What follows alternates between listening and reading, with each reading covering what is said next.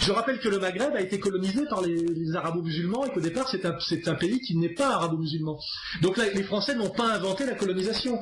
Et je dirais à Ouria Boutelja, que j'ai croisé à la télé, quelle est la preuve de la réussite totale de la colonisation. Car sans la colonisation, cette petite Algérienne serait aujourd'hui tatouée en bleu sur le front, dans un bled de moyenne montagne. Elle aurait déjà été, si gosse, elle aurait été mariée de force, ce qui est normal dans une société patriarcale traditionnelle, elle aurait déjà 6 gosses, et elle fermerait sa gueule. C'est grâce à la colonisation et à la France qu'elle peut être une révolutionnaire anti-française haineuse. Toute l'histoire du monde, on va aller plus loin dans le raisonnement, toute l'histoire du monde n'est qu'une histoire de colonisation. Toute l'histoire du monde, la colonisation n'a pas commencé avec la colonisation française. Je veux dire, les Romains nous ont colonisés, ici il y a des ruines de nos anciens colons. Est-ce qu'on demande des réparations à Rome parce qu'ils nous ont colonisés? Ils nous ont tué des millions de gens. La guerre des Gaules, tu vois, et on a des vestiges. Et alors nous sommes devenus des gallo-romains. Et c'est pas si mal.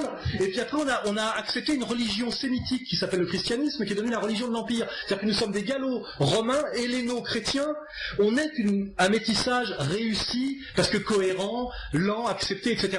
Toute l'histoire du monde, ce sont des formes et des transformations, mais à un rythme et contrôlé. Aujourd'hui, dans une période dangereuse, c'est une période d'accélération, de transformation, à une vitesse qui n'a jamais existé dans l'histoire du monde. Donc moi je ne suis pas pour l'identité comme le plus lointain passé, parce que je pense que les identitaires sont dans une aporie philosophique.